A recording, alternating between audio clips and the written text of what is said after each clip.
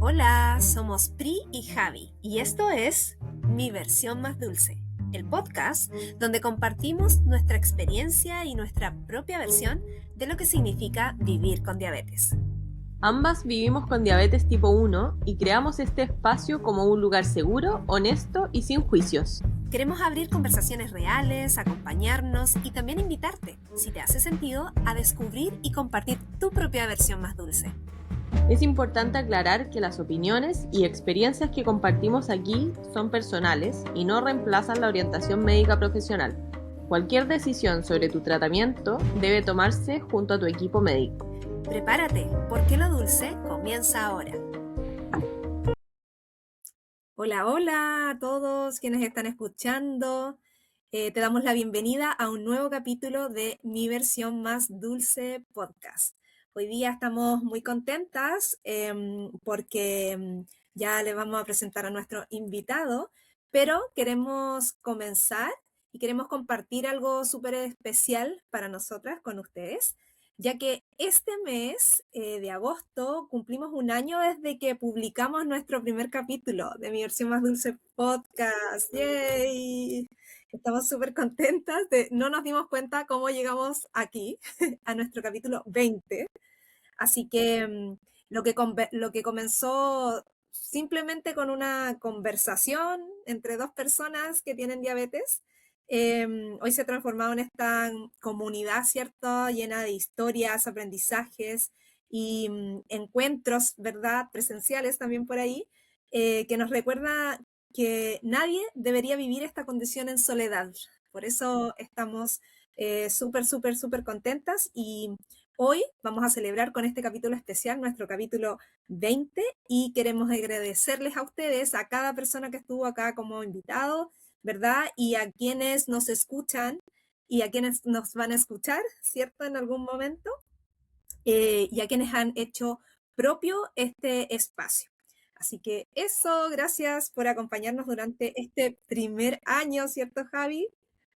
Sí, estamos muy contentas, así que gracias por acompañarnos. Sí, y ahora vamos a comenzar. Bueno, sí. Ahora les presentamos en el capítulo de hoy día que nos acompaña Franco Giraudo, que es doctor, endocrinólogo infantil, investigador, profesor y una persona que vive con diabetes tipo 1 desde el año 95.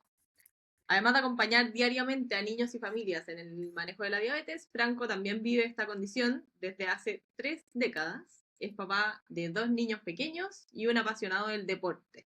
Comenzó con la natación y hoy practica triatlón. En este episodio conversaremos sobre cómo encontrar la motivación para mantenerse activo, los desafíos que presenta el ejercicio cuando se vive con diabetes y cómo se une la mirada del médico y la experiencia de quien también cuenta carbohidratos, ajusta insulina y enfrenta hipoglicemia, entre otras cosas. Así que Franco, muchas gracias por acompañarnos y por compartir tu historia. Gracias por la invitación, feliz de estar acá y poder sociabilizar. Comparto que es fundamental para esta y en realidad cualquier condición de vida crónica el hacer comunidad.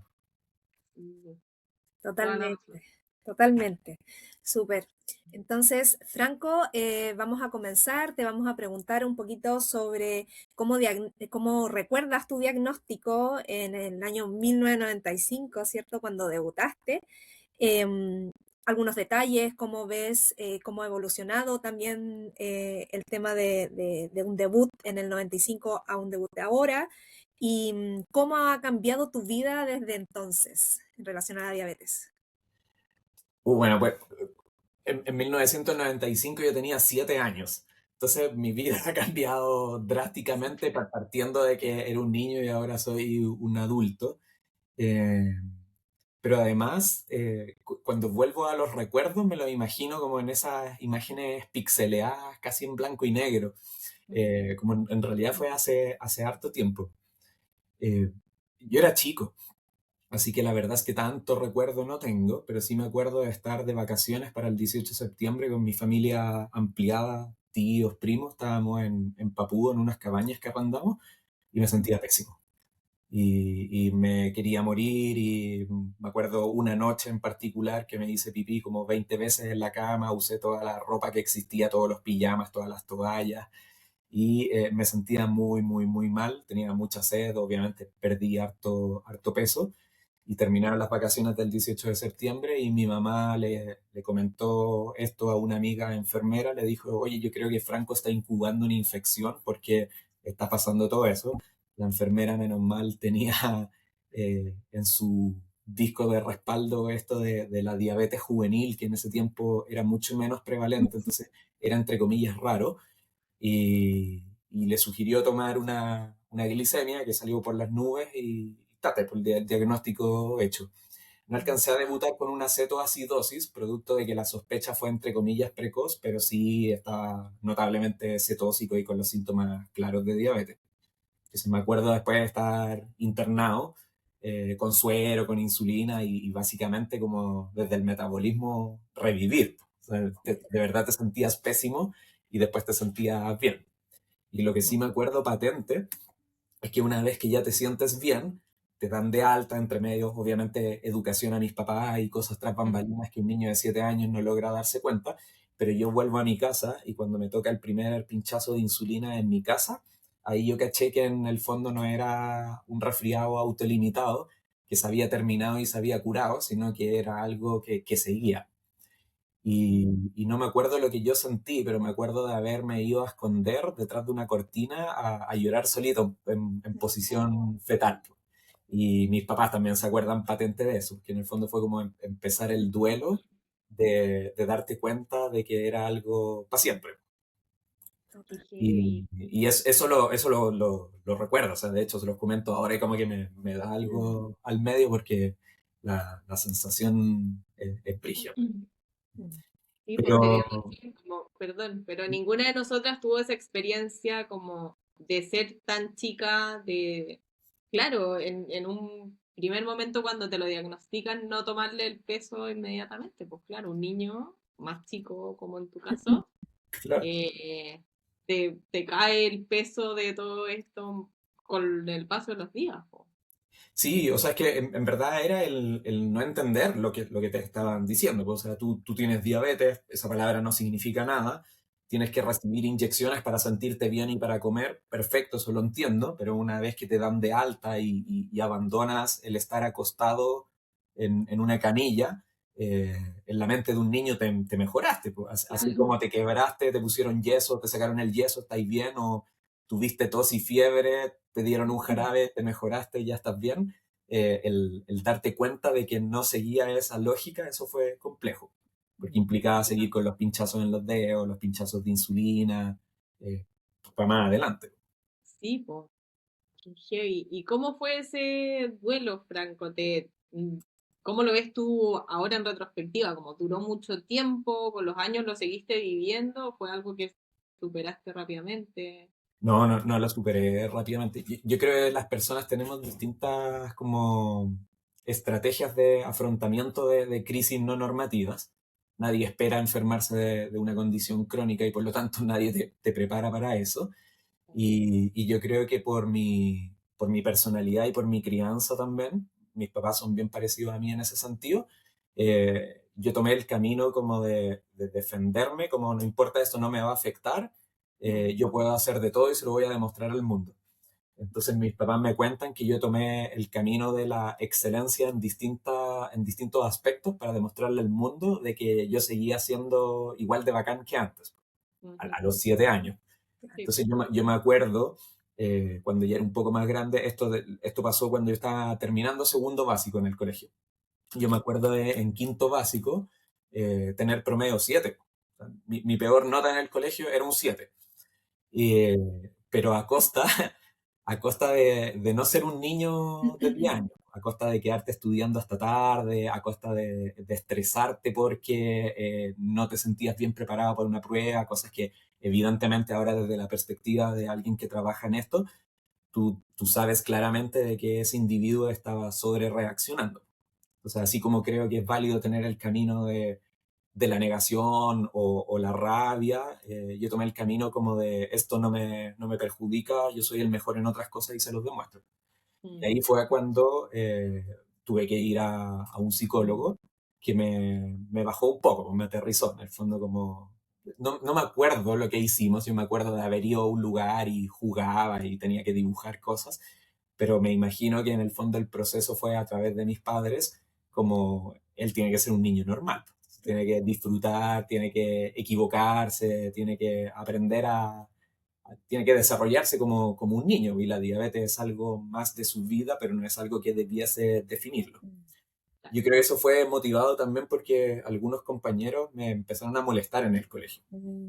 Como burla estúpida de tienes que usar insulina, y ahora como que en verdad yo miro para atrás y digo, sí, tengo que usar insulina, pero no es voluntario y tampoco me hace más inteligente ni más tonto o mejor amigo ni peor amigo o más alto, más chico, simplemente es parte de. Pero yo creo que eso me afectó, entonces me defendí tratando de ser el mejor en distintos aspectos. Además, Oye, justo en ese tiempo, por recomendación de mi diabetóloga, me inscribieron a un taller deportivo, después vamos a conversar de eso un detalle, pero en el fondo era necesario como estructura para la vida de cualquier niño, sobre todo si vives con una condición crónica. Y después de probar distintas disciplinas, terminé en la natación. Eh, y yo me esforzaba en la natación porque, uno, porque me gustaba, dos, porque estaba en un ambiente competitivo, pero tres, también porque quería demostrar que con diabetes se podía. Y lamentablemente mis habilidades físicas, que deben venir codificadas por la genética o por otros factores, hicieron que yo no fuera el mejor del equipo. Nota del traductor, yo entrenaba con los que después terminaron yendo a los Juegos Olímpicos, entonces yo en verdad estaba...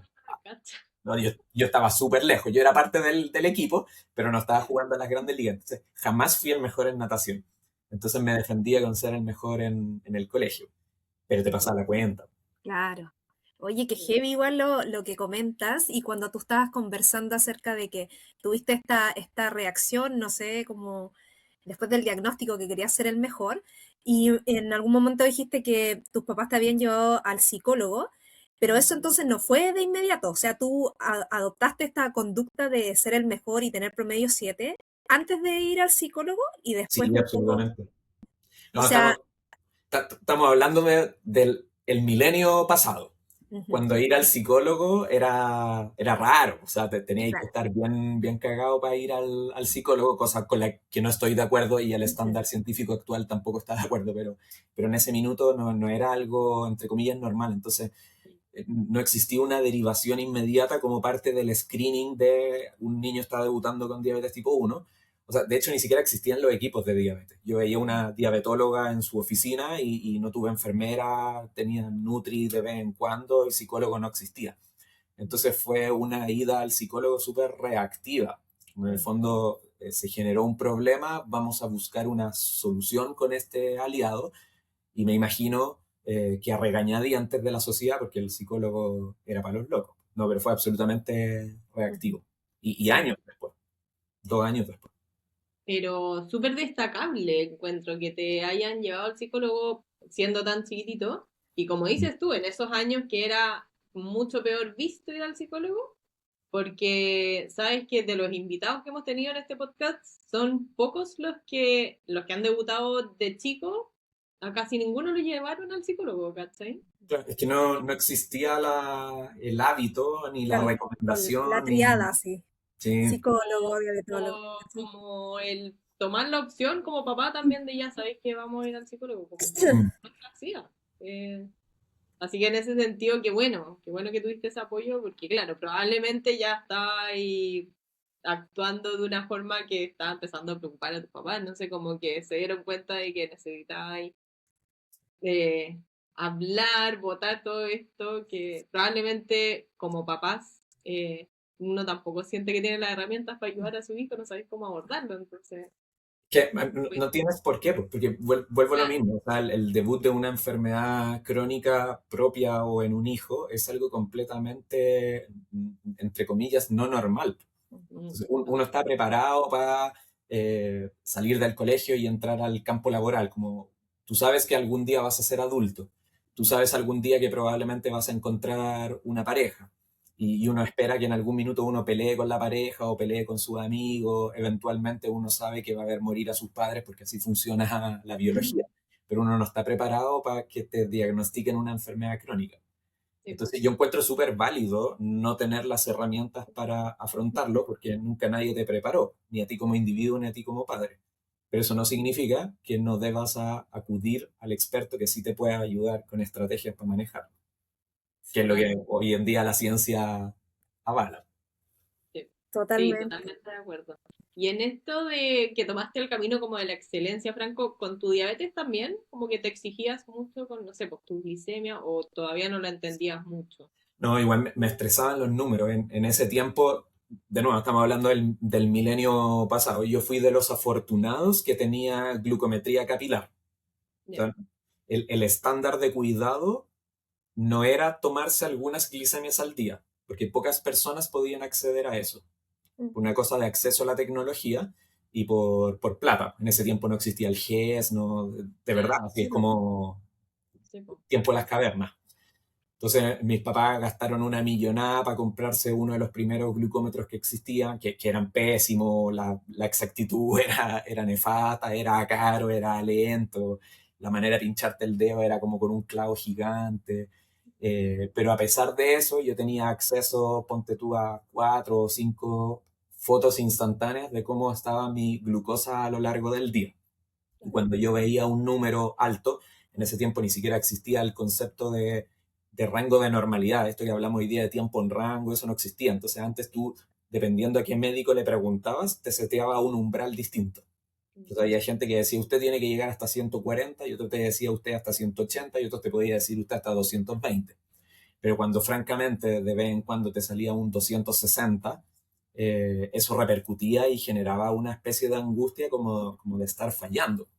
Más que el miedo a voy a tener un problema o las complicaciones, era como el no estar a la altura de lo que se espera de mí, en esta personalidad sumamente cuadrada. Y de hecho me acuerdo que, por ejemplo, yo soy el mayor de 3 hermanos, entonces íbamos al colegio y siempre uno de los 3 se atrasaba o ocurría algo y de vez en cuando llegábamos tarde, más de lo que el colegio permitía. Ujú. Yo tenía unas hiperglicemias brutales por estrés cuando llegaba tarde. Ah, heavy, cacha. Sí, sí, sí, sí. Entonces terminó todo esto en que mi diabetóloga mandó un certificado al colegio como pidiendo flexibilidad en mi horario de ingreso, no para que llegara tarde, sino que Claro. porque si es que eso llegaba a pasar, en verdad la glicemia se me iba para arriba. Ujú. Cuático, Mm. Sí. increíble. Pero todo eso, repito, en un tiempo en que la monitorización era súper arcaica. Mm, No porque no pudiéramos hacerlo, en parte sí, pero era porque no se sabía. O sea, no claro. existía este video de la glucosa que tenemos hoy en día, no teníamos conocimiento de métricas como la variabilidad, eh, Mm, las consecuencias a largo plazo, todo eso no se sabía. mm. Claro. Sí, de hecho me llama la atención y que choro que se hayan dado cuenta o tú te hayas dado cuenta de que te subía por estrés al final o por una situación estresante, porque claro, yo me imagino, yo siento que con la PRI que debutamos en años parecidos, 2008, eh, yo 2008, ya como que de ese tiempo hasta ahora ha evolucionado mucho lo que se sabe sobre la diabetes y sobre los factores que influyen en la glicemia, entonces me imagino que antes menos se sabía. Sí, Entonces, esas pocaso. cosas las fueron descubriendo así como por experiencia solamente. Sí. De todas maneras, Increíble. qué heavy. Oye, Franco, y bueno, después pasando ya a la adolescencia, colegio, adolescencia, ¿hubo algún momento de crisis donde en alguna, bueno, por conversaciones o por invitados hemos sabido que, y es obvio, de adolescencia, cambio de ser un niño a un adolescente, hubo una crisis donde no te quisiste inyectar, te pusiste medio rebelde en relación, obvio, naturalmente, a la transición, pero viviendo con diabetes es distinto también. Un poco, cuéntanos qué pasó ahí en la adolescencia. Caché que no, yo era súper bien portado. Como que me establecieron las normas. Y no, afortunadamente no pasé por esa etapa. Obviamente tuve como etapa de, entre comillas, rebeldía con querer salir solo y desobedecer a mis padres en, no sé, pues, las primeras fiestas ya puedes llegar a las 12, llegar a las 12:30. Pero en términos de diabetes, no, no. Ahora, eso no significa que mi glucosa estuvo perfecta y que las hemoglobinas glicosiladas siempre estuvieron en el rango, porque en ese tiempo ni siquiera existían los análogos de insulina. No existía la ultra rápida, no existía la Lantus, no existían los microinfusores que conocemos hoy día. Entonces Inyectar era con harto más complejo. jeringa, Sí, frasquito. jeringas todo el Sí, rato, sí. jeringa y mezclas de insulina. Mm, Entonces el manejo médico era mucho más complejo y menos idóneo para lo que sí, hoy día consideramos que debiese ser. Entonces, siendo sincero, uno no siempre logra todo lo que pretende, total. pero eso no fue deliberado. Mm. Claro. ¿Y será, Franco, que durante la adolescencia no tuviste tanta crisis porque ya habías tenido terapia psicológica? ¿Tendrá algo que ver? Como- No lo sé, porque tampoco me acuerdo tanto cuántas veces fui al psicólogo. De hecho, yo creo que debo haber ido dos, tres veces. Yo creo que lo que hizo la Ah, psicóloga, era mujer, fue entregarle herramientas a mis papás. Y al final ya. son los papás y mi comunidad. Ahí está la mamá de mi mejor amigo. En mi colegio tenía una enfermera. Fueron ellos los que yo creo que me condujeron como por el camino que correspondía. No creo que haya sido tanto como una terapia directa sobre mí, sino que estrategias sobre el resto de cómo apapacharme a mí. Claro. Y yo creo que funcionó. Mm. Mm. Sí, perfecto. Y claro, es clave la red de apoyo al final, para un niño que está, Sí, sí, sí, ¿no? sí. Y ahí entran, por ejemplo, en rol también en juego los campamentos. Yo Ujú. fui a miles de campamentos de diabetes, primero como asistente, como campista. Cuando ya tuve la edad suficiente, fui monitor, estos como voluntarios para educadores. Y después ya profesional, llegué a ser director médico de los campamentos. Entonces, eso te permite generar comunidad y compartir y darte cuenta que no estáis solo, que tu problema no es, entre comillas, especial, Ujú. sino que eres uno más de muchos. Cuando te sientes parte de un grupo, eso es más fácil, más llevadero.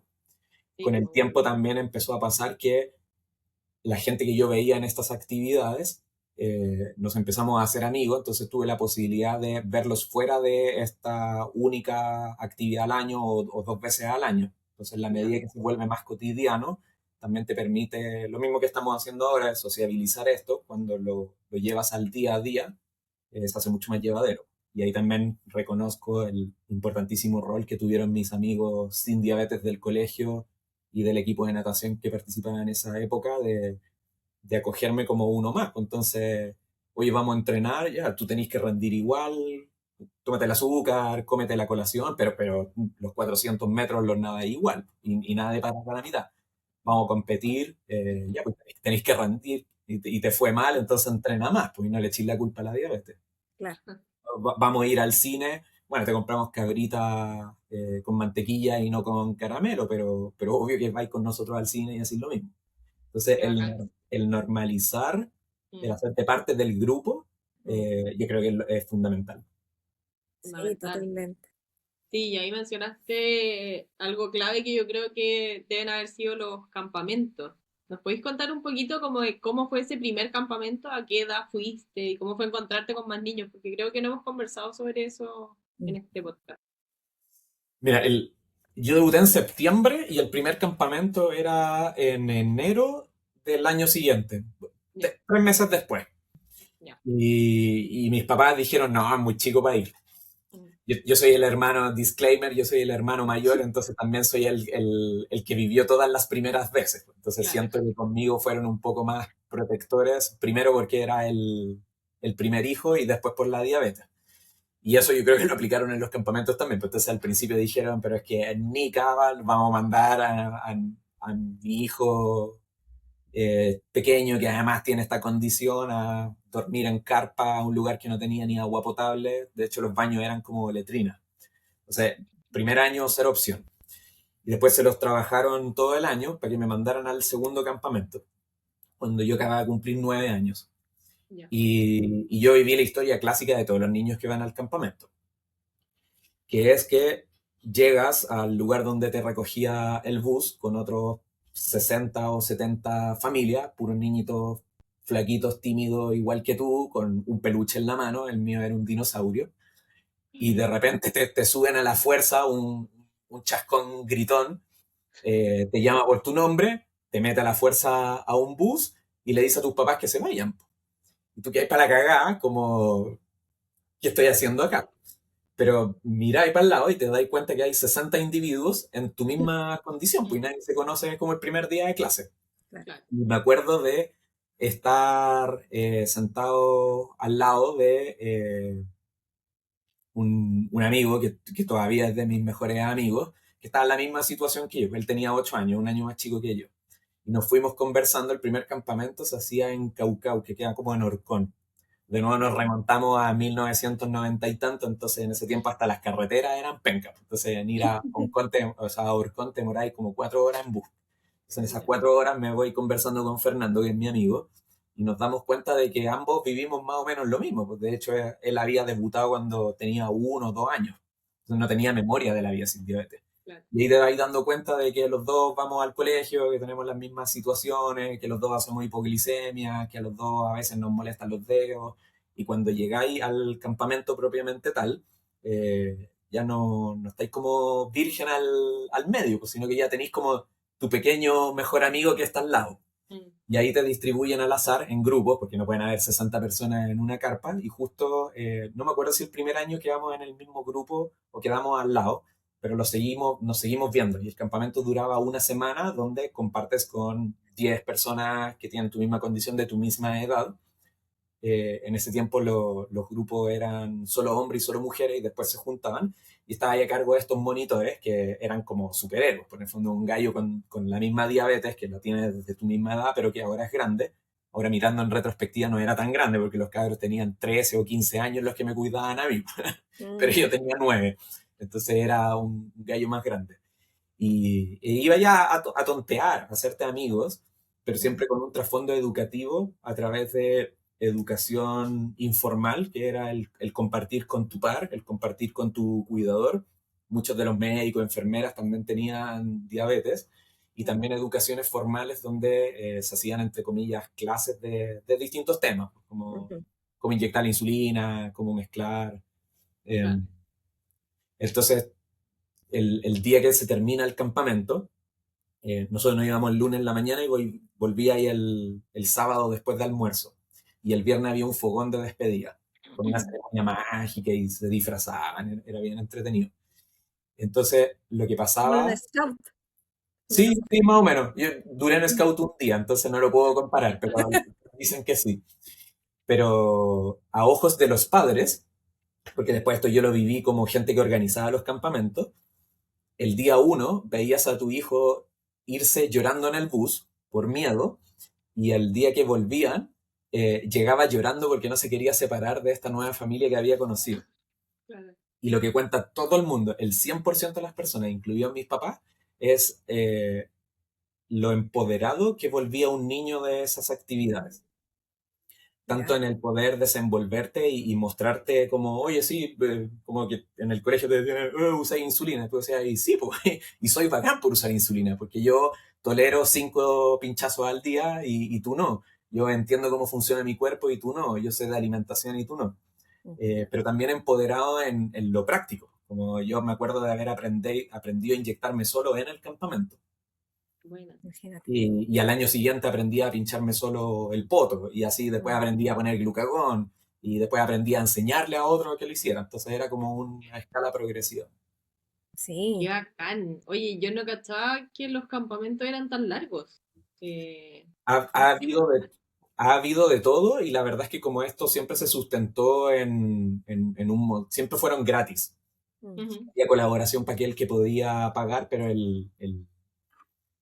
la intención del campamento es dar este espacio que no discriminara ni de dónde vení, ni la plata que tení, ni el idioma, ni la región, ni nada. Entonces, a los campamentos venían gente de Chile y de fuera, de todas partes de Chile. Yo me hice amigo de alguien de Puerto Montt, que después nos llamábamos por larga distancia y tenía que marcar el carro. De verdad, sí que lo pasamos. El Y carrier, era sí. de Puerto Montt, porque entonces, ¿cómo en mi vida yo iba a conocer un niño de Puerto Montt si yo he sido Sí. siempre santiaguino gracias a la diabetes? Qué bacán. Pero el hecho de que fuera gratuito también supeditaba a que todos los años el presupuesto era distinto. Claro. Entonces, los campamentos de la Fundación Diabetes Juvenil de Chile, que son los que principalmente yo fui, he ido a varios campamentos, de hecho, en varias partes del mundo, pero estos que son los primeros, llegaron a tener 400 asistentes, 400 niños en un mes de campamento. Entonces hacían 4 sesiones con 100 asistentes por sesión. Wow. Ya. En su punto álgido llegamos a tener 400 asistentes. Muchísimo. Qué increíble. Es que a mí me tocó vivirlo también cuando debuté, pero yo debuté a los 12 y me acuerdo que fuimos a un campamento, pero con mis papás, ¿cachai? Que era como un fin de semana o de un día para No, otro. esa Pero es mis la papás sesión iban. familiar, sí, esa es la Sí. sesión familiar, no es el campamento. No, el Ah, ya. campamento, la regla número 1 del campamento era chao Sin papá. papás. Claro. Sin papás. Sí, y yo me acuerdo que yo, que ya no era tan chica, pero igual me daba nervios irme a un campamento sin papá. De hecho, no lo hice, ¿cachai? Mm. Como que, porque daba susto, porque irte solo, ¿cachai? No sé, yo creo Sí, que me lo plantearon y yo no quise ir, sí, y ten la certeza de que le da más susto a tus papás. Mm. probablemente, sí, Sí, po. sí. Pero Ah, qué clave esa instancia, porque como decís tú, después los niños salen súper empoderados, te encontráis con esta red que ya hemos conversado un poco, que es clave también sociabilizar y conocer gente que está en la misma, po. sí, de hecho es tan potente esto que, de hecho, un tema que a mí me interesa desde lo profesional y que estamos desarrollando con algunos diabetólogos infantiles de otras partes del mundo, porque queremos como avalar científicamente el rol terapéutico que tienen estas actividades y que ha sido estudiado de una manera súper tangencial, como que no está objetivado por la ciencia. Entonces, esto que es evidente y que todos te transmiten, como que no está cuantificado. Estamos trabajando en eso, pero esta debiese ser una indicación médica. Quizás no el campamento, pero en el fondo usted sociabilice y abra esto y compártalo en comunidad, es parte del proceso terapéutico. De Sí, todas totalmente. maneras. Súper Sí, vital. pues, y nosotras que hemos tenido más contacto como con adultos acá en el podcast, siento que está la misma necesidad para los adultos, ¿cachai? Hoy día están debutando muchos adultos con diabetes tipo 1. Y pasa esto que no conocen a nadie, ¿cachai? Entonces te vas quedando muy solo con tu propia condición, po. Sí, sí, de hecho hay campamentos para adultos. En otras partes del mundo se hace lo mismo, pero adaptado a que quizás ya no querís meterte al barro, quizás Claro. ya no, ya no te nace pararte a bailar arriba de la mesa. Pero sí actividades, en el fondo el mismo modelo. Comparte, saca lo que tengáis dentro, sociabiliza, genera una red de acompañamiento. Sí, de todas maneras. Qué vital, qué aporte tan grande los campamentos. Bueno, aquí en Chile y ahora que la fundación ya no está como haciendo campamento o en funcionamiento, muchas personas lo extrañan mucho eso. Y qué clave lo que dijiste tú, donde esto de tener esta instancia para sociabilizar, para abrirte con otras personas, porque no es lo mismo ir al colegio y socializar con tus compañeros del colegio, donde hasta el día de hoy el tratamiento de la educación emocional aún está al debe en los colegios, donde hemos conversado en algún otro momento que es vital, porque de repente tú salís de cuarto medio y no sabes socializar con otras personas. Sí. Habilidades blandas, no sé, trabajo personal, interno, etcétera. Entonces siento que el campamento, que está enfocado así como a apañar a un niño que debutó con diabetes, trabajó muchas más aristas en un niño que tenía diabetes en el tema como emocional, manejo de una condición y manejo estar con tus pares. Entonces siento que eso que tú dijiste que están investigando y tratando de sustentar qué vital es, se hace muy necesario en todo, siento yo, ¿verdad? Sí, y antes se hacía desde una perspectiva súper intuitiva, porque repito, el que estaba a cargo de esto, el líder del campamento tenía 18 o 19 años, entonces en verdad eran niños cuidando de otros niños, Ujú. y de hecho hubo algunos problemas por eso. Pero en el siglo XXI, donde los equipos de diabetes ya están más formados, donde hay gente profesional del área de la salud mental, todo esto ya está como súper estipulado. Entonces hoy día todo esto se plantea desde objetivos, con metodología acorde, tanto para el objetivo que quieres lograr como para el grupo etario con el cual estás trabajando. Entonces es súper distinto el setting. El objetivo sigue siendo el mismo, pero ahora se hace de mucha mejor manera. Y dicho eso, todavía tenemos campamentos en Chile. la Corporación de Ayuda al Niño y Adolescente Diabético, me carga el nombre porque fue acuñado también en una época distinta, ahora le decimos la CNAD en Concepción. Ah, Ellos siguen teniendo sus campamentos y yo he tenido la posibilidad de ir allá también en distintos roles, no sé, 7, 8 años y básicamente es lo mismo. Así que para aquellos que tienen la posibilidad, búsquenlos después en internet sí, porque ellos en febrero todos los años hacen su campamento también. ya. Buena. ¿Para Qué niños y bacán. adolescentes? Sí, para niños y adolescentes. Ellos reciben además niños bien, bien chiquititos. En la fundación había una edad mínima que rondaba entre los 7 y los 8 para que los niños fueran solos, sin papás. En la CANAT reciben a los niños más chiquititos con los papás. Entonces aprovechan de hacer un intensivo educativo a los papás. Y claro, alguien de 5 años o incluso más chico a veces ni siquiera controlan esfínter, pues entonces Sí. requieren al cuidador.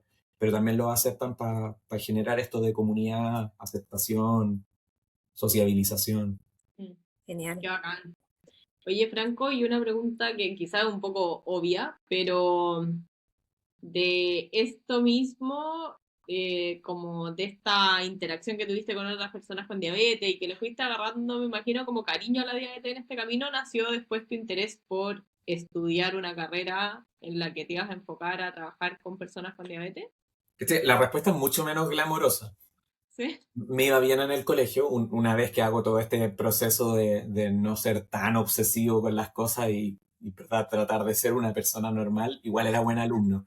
Ujú, Entonces mi profe de biología, en tercero medio, cuando yo estudié en un colegio de estos que elegís como planes, claro. elegí el plan biólogo porque me interesaba entender el cómo funcionan las cosas, sobre todo las cosas vivas. Ujú. Y mi profe de biología me dice, oye, tú eres seco para la biología, deberías ir a estudiar medicina. Y yo cachando nada lo que significa estudiar medicina, dije, ya, pues como es buen alumno quedé. Y cuando ya entré a la carrera me di cuenta de que de biología no tiene nada, Claro, que es mucho más humana que biológica, si bien después yo desarrollé toda una carrera de investigador y hice un doctorado en ciencias médicas, entonces me metí de nuevo en la parte bióloga, pero el médico clínico, el que atiende normalmente personas, es mucho más humanidad que biología. Somos pésimos científicos en general, a menos que hagas una formación aparte. Si Mm. querías saber cómo funciona el cuerpo humano, estudia biología o bioquímica, pero no medicina. Entonces, me pasó que estando dentro de la carrera, me quedó gustando lo que había elegido sin saber lo que era. Pero no por un interés como yo crecí con diabetes, entonces cuando sea grande claro. voy a ser diabetólogo de niño. No, no, no fue Ah, así. mira. No, para nada. Bacán. De hecho, mis pasiones son como el deporte y las cuestiones como visoespaciales. Entonces, a mí me gusta harto la arquitectura. Mi Mm. hobby cuando chico, aparte de hacer deporte, era como hacer maquetas de las pirámides de Egipto, ese tipo de cuestiones, como cortar con cartón, hacer como estructuras 3D. Le hacía casas con las cajas de los zapatos a mis peluches. Mira, Pero la profe de biología, que dicho sea de paso, es la mamá de una diabetóloga, entonces yo ahora trabajo con su hija, es muy chico el mundo, como que me dijo, oye, debería estudiar medicina y ahí me metí, po. Y después, dentro de la medicina, como me gustaba el deporte y meter las manos, yo iba a ser traumatólogo. Entonces, Ujú. hice un año entero de turnos voluntarios sin que nadie te los pagara en la posta central, viendo a los que se sacaban la cresta y media con accidentes importantes y me metí a pabellón y siendo alumno de cuarto de medicina, pude hacer cosas que después tú así cuando ya estáis titulado y estáis haciendo una especialidad. Entonces, ayudaba a poner prótesis de cadera y todas esas cuestiones. Y me encantaba eso. Pero cuando me tocó como el minuto de elegir qué área de la medicina voy a practicar, Ujú. eh, yo iba a elegir traumatología y cuando hago como mi currículum para postular a las distintas cosas, veo que todo mi plan de vida y mis ocupaciones relacionadas a la medicina y no relacionadas a la medicina me llevaban a la diabetes. Entonces yo ponía así como actividades extra programáticas. Yo había participado de la natación en este equipo que era de buen nivel en el colegio, después fui seleccionado a la rama de la universidad de natación, entonces tenía como la parte del deporte, fui Ujú. presidente del centro de alumnos también en el colegio y en la universidad, tenía como la parte como de dirigente social, pero después todo lo otro eran puros cursos de diabetes haber estado a cargo de los programas educativos de los campamentos, como ir a visitar en ese tiempo, hacíamos una cuestión que ahora por la masividad de la condición ya no se usa, que era ir como a recibir al hospital a alguien que debutaba con diabetes. Entonces, como era algo raro, como que se corría la voz de, oye, debutó alguien en el Sotero del Río. Entonces alguien que vivía cerca, que ya tenía diabetes, iba a ver a esos papás y a ver al cabro cuando todavía estaba hospitalizado. En ese tiempo las hospitalizaciones eran más largas también, entonces tenía tiempo de organizar todo eso. Yo hacía eso en mi tiempo libre, entonces cuando tú contrastabas ahí como mi interés, claro, el profesor de traumatología iba a ver mi currículum y me iba a decir, ¿qué estáis haciendo acá? Como, ándate a diabetes. Claro. Y ahí tuve que elegir entre hacer diabetes de niño o de adulto, porque la diabetología o la endocrinología es una disciplina derivada de lo que se llama especialidad madre. Entonces, si tú quieres ver diabetes en niños, primero tienes que ser pediatra. Si tú quieres ser diabetólogo de adulto, primero tienes que hacer medicina interna. Y después te subespecializas en esto. Entonces, yo tenía que elegir mi beca madre. En el fondo, ser pediatra o ser internista. Y no me gustaba ninguna de las dos, porque el pediatra es como el que se disfraza de Winnie the Pooh y da mamadera y vacuna, y yo no soy de esa onda. Y el internista trabaja con puros viejitos que tienen 12.000 patologías, que el tratamiento era como retrocedamos 40 años y cambiemos tu estilo de vida de hace 40 años, porque ya no te puedo ofrecer nada. Entonces, ninguno de los dos enfoques para mí era atractivo. Yo quería trabajar con el grupo de adolescentes, que justo estaba al medio, que era algo que todo el mundo odiaba por lo desafiante de la población y de la edad, y que podía ser abordado de manera tangencial desde las dos disciplinas. Entonces, yo tengo la fortuna de que mi familia por el lado de papá es italiana, bueno, yo también soy italiano por herencia. Entonces, cuando terminé de estudiar medicina en la Universidad de Chile, me fui 6 meses a estudiar a Italia, a Roma. Y allá estuve yendo a 2 hospitales en el área de diabetes, cuando ya había cachado que en verdad diabetes era lo que me gustaba. Entonces, fui a un hospital de diabetes de adulto y un hospital de diabetes infantil. Y ahí caché al tiro que si bien la pediatría o la medicina interna eran cosas que a priori a mí no me interesaban, caché al tiro cuál era el enfoque que me gustaba. Era el enfoque preventivo.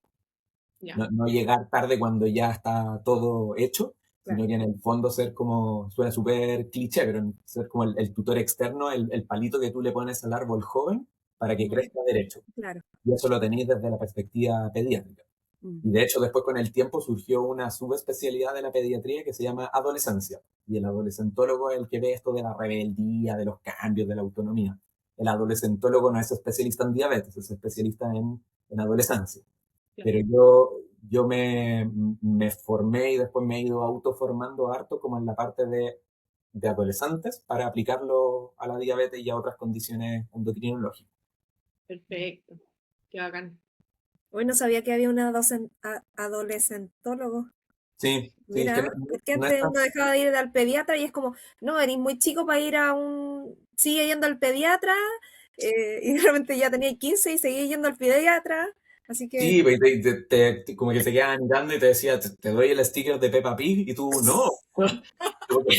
Como que el adolescentólogo debería conversar de, oye, ¿qué opináis del copete? ¿Cachai? ¿Hay probado el tabaco? ¿Tenéis relaciones sexuales? Claro.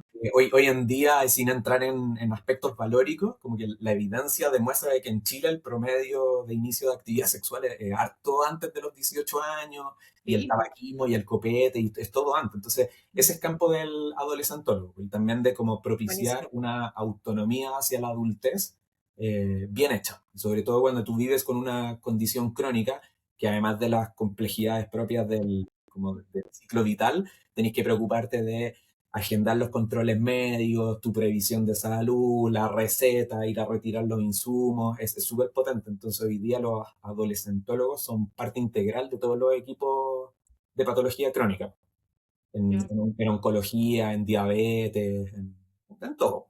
Buenísimo. ¿Y hoy día entonces tú te dedicas a trabajar más con adolescentes que con niños o ambos? No puedo discriminar y elegir como yo solo voy a trabajar a esta edad, pero estoy fundamentalmente dedicado como me dedico dentro de la endocrinología. La endocrinología es la rama que estudia las hormonas, que son sustancias que se producen en un lado, viajan por la sangre y hacen efecto en otro lado. Y son producidas por glándulas. Nuestro cuerpo tiene infinitas glándulas. Entonces, el endocrinólogo, después, si trabaja en un equipo grande como el que tengo yo acá, podéis darte el lujo de elegir tu glándula. Entonces, hay gente que hace tiroides, hipotiroidismo, hipertiroidismo, cáncer de tiroides. Entonces, yo elegí el páncreas, pues, y ahí tenéis las diabetes, que son muchas. Nosotros tenemos diabetes tipo 1, pero hay 50 tipos más, que son menos prevalentes. Entonces, dentro de las diabetes, lo habitual no es ver bebés. No hay, los bebés raramente tienen diabetes. Existen diabetes neonatales o monogénicas, pero no es lo habitual. En general, la mayoría de los niños que tienen diabetes es tipo 1 y eso debuta de los 5 años para arriba. Entonces la vida me ha llevado a trabajar con ese grupo etario. Pero yo recibo a cualquier edad y los sigo hasta que ya son tan viejos que se tienen que ir al de adulto. Ya, perfecto. Y tampoco tiene un, dicho sea de paso, tampoco hay una edad de transición. O sea, Claro. como que la ley en Chile acaba de cambiar y antes la edad pediátrica era hasta los 15. Ujú. Es importante para los hospitales cuando eran solo hospital pediátrico y después te transferían a un hospital de adultos, en que como tienes que ir a un lugar distinto tenía que haber un corte. Claro. Yo trabajo en un hospital general que tiene niños y adultos, entonces los diabetólogos de adultos están en el pasillo de al lado mío, entonces no cambia tanto, entonces eso hace que sea un poco más flexible. Entonces yo sigo teniendo pacientes de 22, 23 años. Ah, La diabetes no cambia tanto a lo largo de la vida, excepto en la pubertad. Pero después pueden aparecer situaciones en la vida en que tú como pediatra, porque yo soy pediatra antes que endocrinólogo, no estáis preparados. Entonces, por ejemplo, yo algo cacho de el manejo de una mujer joven con diabetes tipo 1 que se embaraza, pero no soy especialista en eso. Claro. Entonces, cuando suceden esas cosas, tú estás obligado por una cuestión de ética a transferirlo a un colega que sea especialista. Pero el sube, baja la insulina, o el pongamos una bomba, o interpretemos el sensor, eso lo podían hacer a cualquier edad. Sí, totalmente. Oye, qué interesante. Oye, pasando a otro bloque y un poco relacionándolo con esto que tú ya cuando ibas en el colegio, estuviste en natación, después participaste cuando eras más grande en la universidad, etcétera, y eso ha prevalecido en todo hasta ahora, que eres un adulto. Entonces, háblanos un poco de ese camino y de cómo siguió esta pasión, no sé si tan solo por la natación, pero por el deporte, ¿verdad? Sí. Entonces, hacer como un poco esa relación entre diabetes y deporte, ¿cómo ha sido para ti? Quizás mi punto de vista no es el más difundido en la población, pero para mí va de la mano. O sea, como que es indisoluble. Como que todas las personas estamos obligados a mover el cuerpo. Y la evolución, la ciencia moderna, la psicología demuestra de que cuando tú pierdes movimiento te enfermas.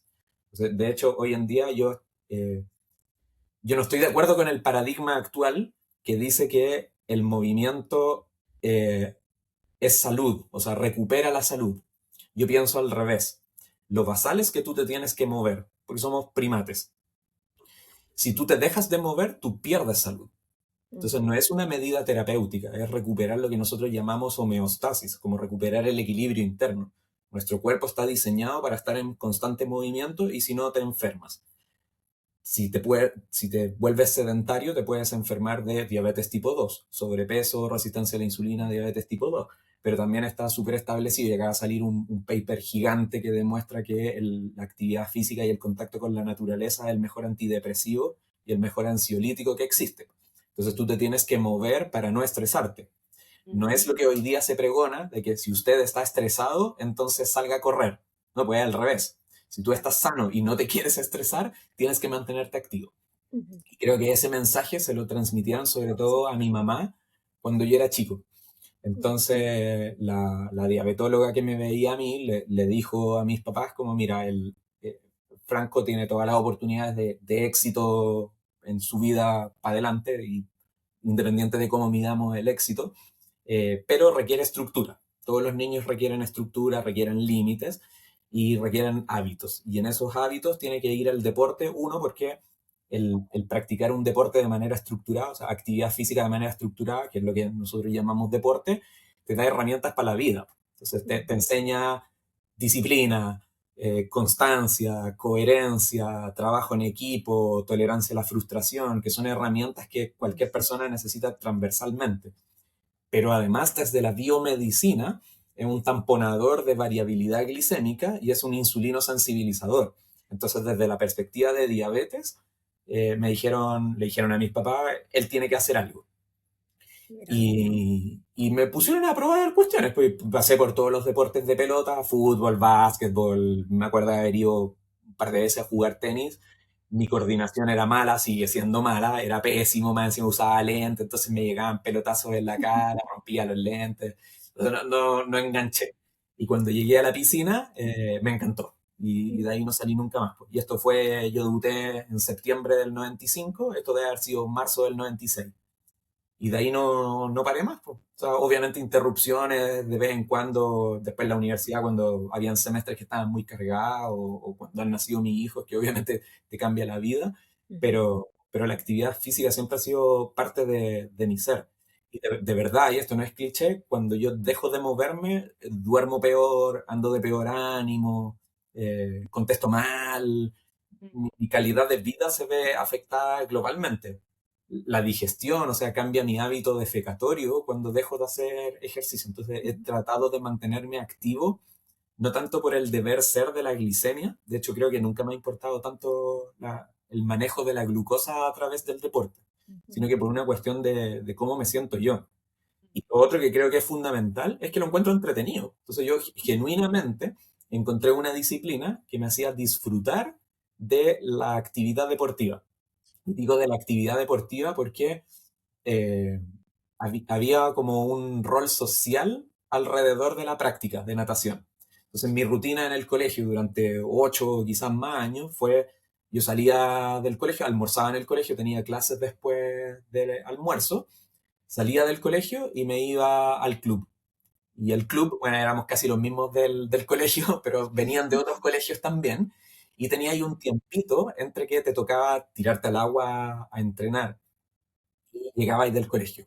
Y ese tiempito te permitía conocer amigos, ahí tuve mis primeras decepciones amorosas porque conocí a la chiquilla que me gustaba, después hacíamos grupos, íbamos al cine, celebrábamos los cumpleaños, entonces había como una actividad social alrededor de un deporte que además yo gozaba. Entonces, como que se dio el combo completo. Y no sé por qué en Chile somos tan malos para este concepto del club social y deportivo. Si uno se va a Argentina, la anamnesis médica, cuando tú entrevistas desde la pediatría a un niño, tú le preguntas el nombre, la edad, si tiene algún antecedente médico, en qué curso del colegio está, y después le dices cuál es tu club. Y allá se normaliza que todo el mundo tiene un club, porque es obvio, porque la vida es así. Entonces, como si tú no tienes club, ¿cómo te mantienes sano desde el cuerpo? ¿Y cómo tienes amigos desde lo social? Entonces ya existe el concepto del club social y deportivo. Y de hecho todos se llaman club social y deportivo, no sé, Boca Juniors, River Plate. Pero no es solo fútbol, sino que son todos los deportes. Y acá en Chile cuesta eso. En general nosotros ni siquiera nos cuestionamos eso. Hacemos otro tipo de preguntas, como en qué colegio está y qué, no sé, a mí siempre me preguntaron qué consola de videojuego prefieres, el Nintendo o la no sé cuánto. Yo nunca me gustaron esas cuestiones. Entonces creo que desde el paradigma de cómo nosotros vemos el movimiento en Chile, estamos viéndolo de otra manera. Sí, y nunca se impone tampoco en los colegios como desde el disfrute, ¿no? Como que tenéis las 2 horas de educación física una vez a la semana y hay muchos niños que no les gusta hacer educación física, que les da lata, no sé qué, entonces como que, como ese de que, por ejemplo, la lectura por placer, como el deporte por placer o por lo que tú descubriste que te gusta, como que no hay una introducción del niño al disfrute sin Sí, que sea una obligación. ¿Te fijas? sí, Entonces, como está muy escolarizado todo, tú haces todo por obligación, pues entonces no te das sí. cuenta qué es lo que realmente tú quieres hacer o disfrutas. Es que Entonces, no hay exposición. Yo me acuerdo, eso. no sé si ahora tengo la impresión de que igual ha cambiado en términos positivos, pero en mi tiempo la educación física era 2 veces a la semana y había una clase que era como de gimnasia, como salta el caballete, pésimo, me pegaba siempre, y otra que era de fútbol, pésimo, yo era, literal, yo era el último al que elegían. Y yo no era malo para los deportes, tenía buen físico, entrenaba, me invitaban, de hecho, a participar de las postas de atletismo porque mi rendimiento deportivo era bueno, pero no tenía la coordinación para jugar a la pelota. Entonces a mí me cargaba educación física en el colegio, pero iba todas las tardes a nadar al club social y deportivo, porque era otro el enfoque. Entonces a los cabros hay que enamorarlos del deporte. Si uno en la conducta humana, lo natural es querer estar echado en un sofá. Nosotros como organismos vivos, el metabolismo, la evolución, nos ha llevado a querer optimizar nuestras reservas energéticas. Porque antes no teníamos certeza alimentaria, entonces tú comías y te quedabas quieto para ahorrar energía. Claro. Ahora pasa todo lo contrario, que te sobra la energía, entonces tenéis que gastarla, pero lo normal es querer quedarse acostado viendo una serie en Netflix. Entonces tú tienes que seducir al niño. Y esa seducción parte con el ejemplo. Los niños no aprenden escuchando, los niños aprenden viendo. Entonces, si ven que su medio ambiente se mueve, que el deporte es algo cotidiano, en mi caso era mi mamá que es súper deportista, mi papá súper sedentario, pero prevaleció el enfoque de mi mamá, como que yo y mis dos hermanos fuimos deportistas. Yo hacía natación, pero mi hermano es súper bueno para la pelota, es arquero y sigue jugando a pesar de que tiene 30 y tantos. Y mi hermana chica era gimnasta y después se cambió a hockey. Entonces, disciplinas súper distintas, pero siempre con el modelo de mueve el cuerpo y haz una vida alrededor de eso. Y lo otro también que creo que fue la clave fue probar y exponerte hasta que tú genuinamente encuentres tu camino. Sí. Por ejemplo, el 2023, cuando fueron los Juegos Panamericanos acá, yo me pedí vacaciones para ir a todas las competencias, compré todas las entradas y fui a ver todos los deportes. Y me acuerdo de estar en el estadio cuando se ganaron, varios chilenos ganaron distintas competencias deportivas en el deporte de atletismo. Y habían unos gallos tirando la jabalina. Y yo decía, ¿y cómo habré sabido yo si yo era bueno para la jabalina? Claro. Quizás yo podría haber nacido con el potencial genético de tener el récord mundial de lanzamiento de la jabalina, pero nunca en mi vida, al día de hoy, nunca he agarrado una jabalina en mi mano, nunca he tirado el martillo, nunca he tirado el disco. Entonces quizás cuánto talento se pierde porque nunca lo pesquisamos. Pero yo voy más allá de las medallas y del talento, es quizás cuántos niños serían felices tirando una jabalina o saltando las vallas, pero no tuvieron la oportunidad de acercarse. Entonces, claro, sin desmerecer al fútbol, que yo sé que es impopular mi opinión, porque todo el mundo vive en función del fútbol, pero si lo único que te exponen es a jugar a la pelota y a ti no te gusta jugar a la pelota, lo vaya a pasar mal. Sí. Entonces tenés que abrir la gama de deportes. Y hoy día, en verdad, existen infinitos deportes. O sea, las artes marciales son, no sé, 40 opciones. Deportes de raqueta, que puede ser un poco elitista, pero también tenía hartas opciones. Pero tenéis deportes de pelotas colectivos como el básquetbol, el voleibol, el handball, que también se ha puesto de moda. Deportes en el agua, no solo la natación, sino que tenéis natación artística, tenéis clavado, después tenéis combinaciones, duatlón, triatlón, biatlón. Entonces la gama es amplia. Sí. Pero yo creo que eso tiene que partir desde que normalicemos como sociedad que el movimiento es necesario y es saludable. Segundo, que a nivel familiar exista el mostrar con el ejemplo y ojalá también la disponibilidad horaria y de presencia para llevar a un niño, para pagar la cuota de inscripción que requieren los gimnasios o los clubes y que haya la constancia de mantenerlo en el tiempo. Totalmente. Buenísimo. Oye, y ahora tú que lo puedes vivenciar en primera persona, ya que eres papá de dos niños pequeños, ¿cómo pones en práctica esto de dar el ejemplo, digamos? ¿Cómo te ha funcionado con ellos? O ellos sí a lo mejor han estado expuestos a esta gama de otras cosas. ¿Cómo lo has manejado con ellos y Sí, cómo mira, ha resultado? mis niños tienen 6 meses el hombre y la niña tiene un poquito menos de 4 años.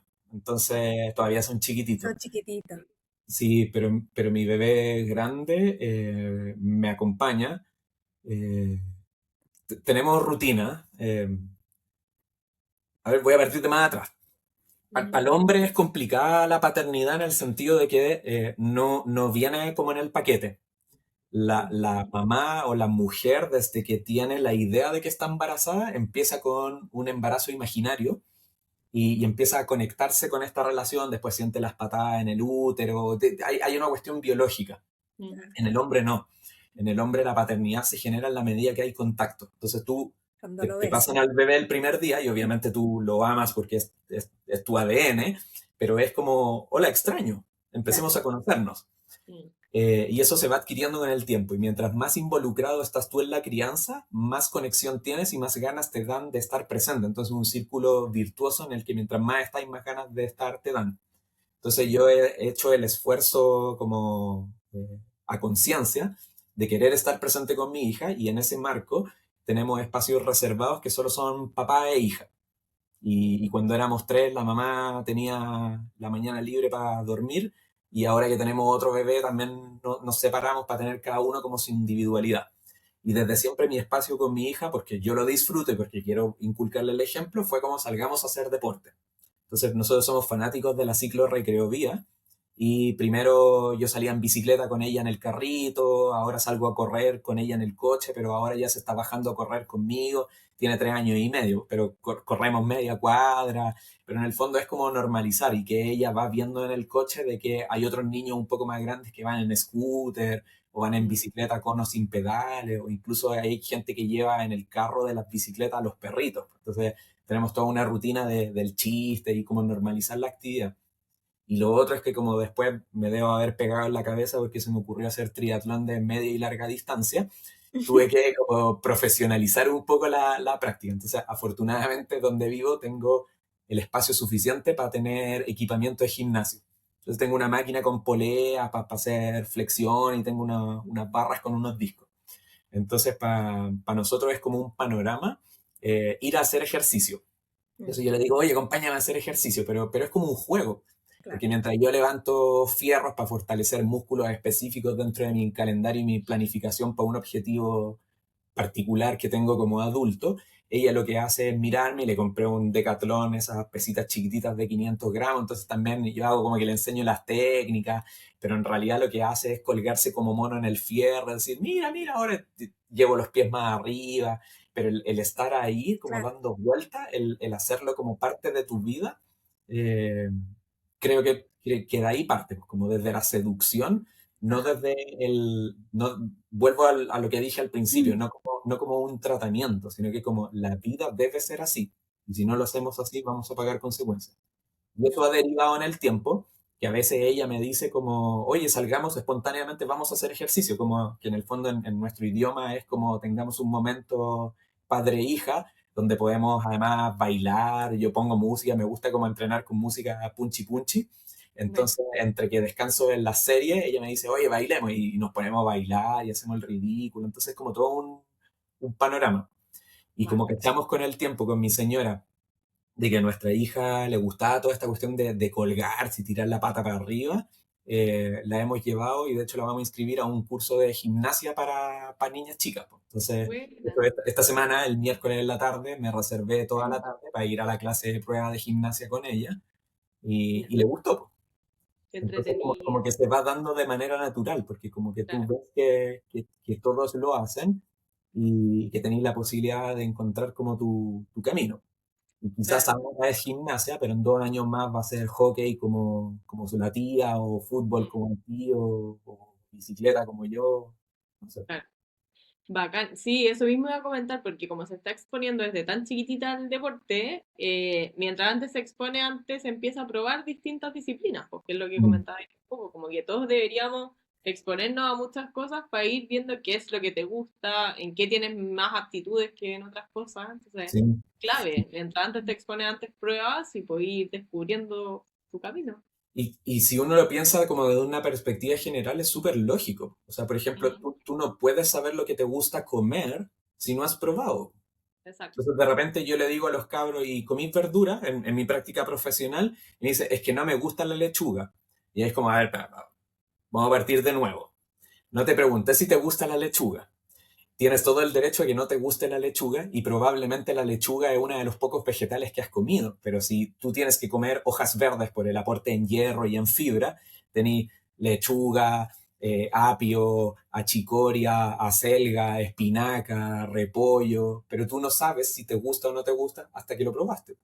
Cuando tú estás experimentando sentimentalmente con parejas, por eso existe el pololeo. Porque tú no te vayas a quedar con la primera persona que conociste para el resto de la vida, porque tienes que probar antes de saber lo que te gusta y dónde te querís quedar. Entonces, con el deporte es lo mismo. Con la ciencia es lo mismo. O sea, que te lleven un día a mirar el cielo para ver si te gusta la astronomía, o que te lleven a ver los guarizapos al lago para ver si te gusta la biología. Tenéis que Claro, probar. de todas maneras. Oye, súper interesante y estoy súper de acuerdo con tu postura. Pero una pregunta un poco más relacionada a la diabetes también, porque tú empezaste a hacer deporte en una época en la que no había tanto monitoreo de la diabetes, po. Mm. Nosotras también como que cada vez tenemos más tecnología, ¿cierto? Y hoy día tú estás usando bomba y sensor. Entonces, como, ¿en algún momento se te hizo difícil como el manejo de la diabetes con el deporte? Sí, ¿Tuviste, no sé, pues susto, la hipoglicemia? Que también a mí me ha tocado enfrentarme a gente que le cuesta hacer deporte porque tiene mucho susto también a no poder controlar bien su glicemia. sí, absolutamente. Eh, el principal limitante para conseguir los objetivos del tratamiento de una persona con diabetes es el miedo a la hipoglicemia. Mm. Eso está estudiadísimo. Entonces, ¿por qué tú no tienes la glicemia que deberías tener? Porque tienes miedo a irte para el otro lado.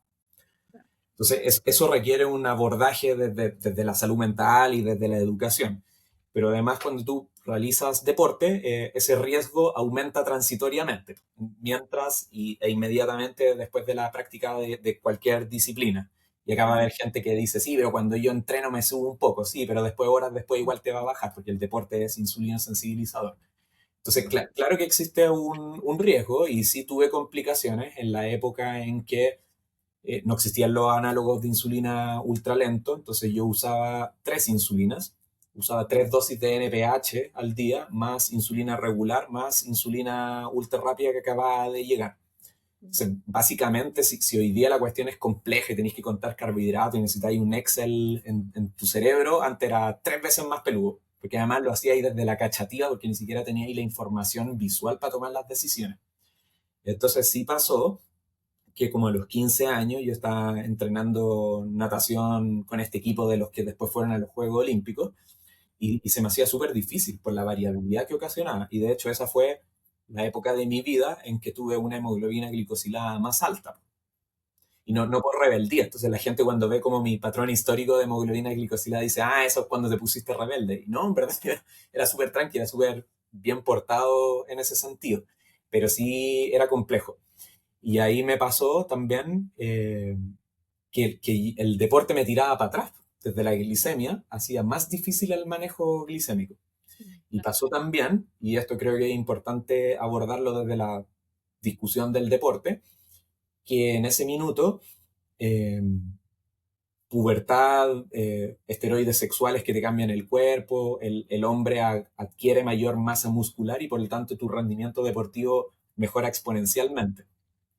Entonces nos cambiaron de categoría y el equipo te empezaba a exigir más, porque en el fondo ahora usted es más grande, usted es más fuerte, usted nade más y mejor y haga récord y vaya a ganar campeonatos. Y nos metían una presión que fue charcha. Yo terminé nadando, entrenaba algunos días 2 veces al día, temprano en la mañana y después en la tarde. Y a veces, independiente de que tú des lo mejor de ti, no siempre los resultados son los que uno espera. Y esto es aplicable para el deporte, para la diabetes, para el trabajo, para las relaciones personales. Entonces, yo tuve en algún minuto de mi vida un rendimiento desde la diabetes no óptimo y un rendimiento desde el deporte no óptimo. Y una presión innecesaria que me decía, usted tiene que ser bueno en el deporte y en la diabetes. Y ahí yo me retiré del deporte competitivo y abandoné este club social y deportivo que tanto amaba y que insto a los niños a participar. Y ahí me salí, porque lo sentí como una obligación y como un trabajo. Y me di cuenta que el goce y el disfrute que me llevaba a estar ahí ya no lo estaba teniendo. Entonces ahí di un paso al costado. Me mantuve activo de otras maneras por fuera, pero me salí del equipo de natación, que fue igual frigio, como un duelo personal. Y, y ahí se me, entre comillas, arregló un poco la glicemia porque saqué un estímulo importante que era como medio, que lo volvía más complejo. Llegaron los análogos de insulina y todo fue distinto, pero Ya. se mezcló en Bueno, esa pero época para entenderlo bien, como que estabas entrenando tanto o tan fuerte que se te hizo más difícil el manejo de las glicemias. Sí, sí, Mm. sí. Porque además las insulinas disponibles en esa época tenían pic de acción. Tu basal te hacía un pic de acción. Entonces de ahí, de esa época, deriva lo que todavía uno escucha hoy día, que te dicen el régimen alimentario diabético, el régimen diabético, que son como porciones fijas de carbohidratos en horarios súper estrictos, y eso tenía una razón de ser. Y es que antes, si tú no comías a la hora, efectivamente te bajaba la glicemia, porque tenía ahí una basal haciendo un pic de acción. Es como que te inyectara ahí ultra rápida ahora y no comiera ahí nada. Uy, que vaya a terminar en hipoglicemia. Entonces, ahora no existe eso porque los análogos, la Lantus, la Tresiva, la Tuyeo, son planitos. Pero en ese tiempo era distinto. Entonces, tener que compatibilizar, en ese tiempo eran como 10 dosis de insulina que las mezclaban, entonces no eran tantos pinchazos, pero eran 10 tipos de insulina en un día, con 2 entrenamientos, con colegio, con presión innecesaria. No. Claro. Increíble. ¿Y hoy día qué opinas de las tecnologías? ¿Cómo se te ha hecho más fácil? O sea, me imagino que después de 30 y tantos años haciendo deporte tú ya te manejáis perfecto, pero ¿crees que las tecnologías nos facilitan también el manejo de glicemia durante el deporte? ¿Cachai? Que es imposible manejarse perfecto. Entonces, Ujú. independiente que yo tuviera 100 años de vivencia personal y que soy diabetólogo y me dedico a esto, jamás lo voy a hacer perfecto, porque está fuera de mis capacidades ser perfecto. Yo jamás voy a tener la capacidad de un páncreas de adaptar tus requerimientos de insulina minuto a minuto.